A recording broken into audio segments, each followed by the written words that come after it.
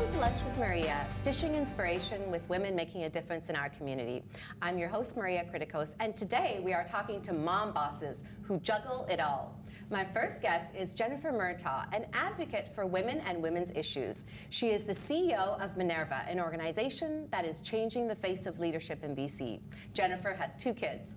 Also joining us is Natalie Bowl, owner of Vancouver's Bauhaus restaurant. Natalie has had an extensive career in the film and TV industry. She has managed productions including Food Network's World's Weirdest Restaurants. Natalie has 3 children. Our third guest today is Lisa Jarvis, partner at a Vancouver-based accounting firm. She is a wife and a mother. Her husband stays at home with their 3 children, all under the age of 7.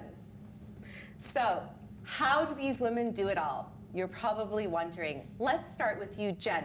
What is the hardest thing about work-life balance? You know, I don't actually even necessarily believe in work-life balance anymore because it conjures up these images of your work on one side and your family on the other and you trying to navigate through that. So I think a little bit more about work-life integration. And so how can I be a loving and supportive mom and being present for my kids? And then how can I lead at work, build good relationships, volunteer, and have some me time as well. I like that. Yeah.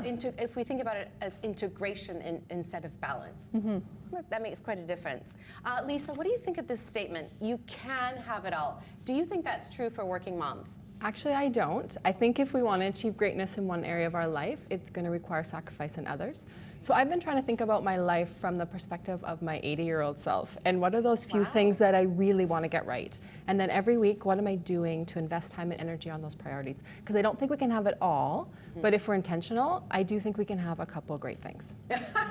We can have some of it, which is good. But looking at your life from the perspective of being 80 years old, that's very interesting. I like that. Natalie, how are you today? Good, thanks. Good. What is your biggest challenge with juggling it all? Well, I'm a workaholic, so Let's just be honest here. I can literally. I'm Natalie and I'm a workaholic. No, Yes. seriously, like I constantly find something to do. I'm always working, and I've really had to take a step back and set some limits for myself and go, okay, you're not bringing your phone to bed.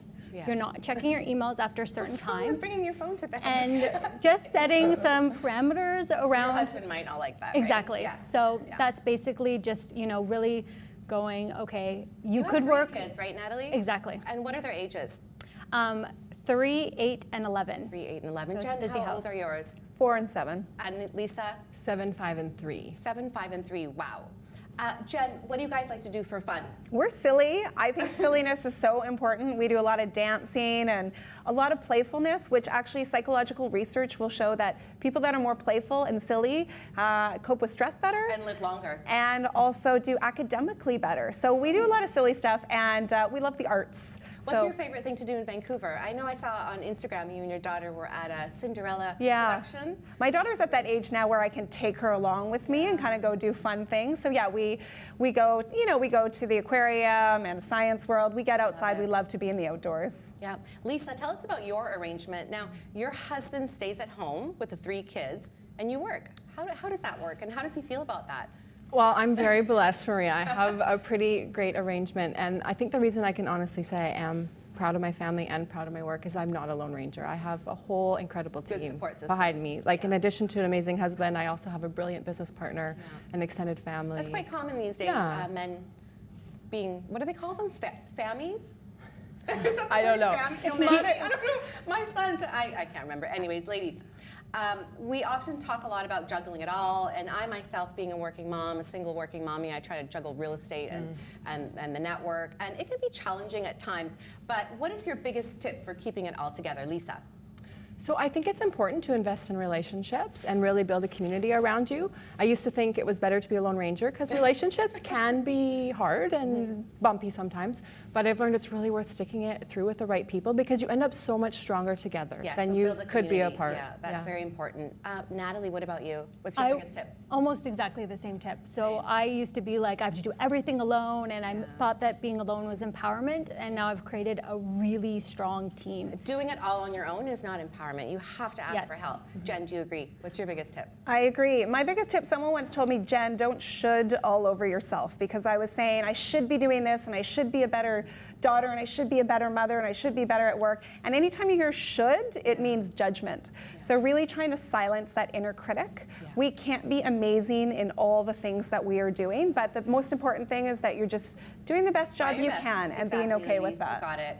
Self-care is really important, ladies, and it's important to take care of yourself when you're a working mommy. So what do you do for you time? Lisa?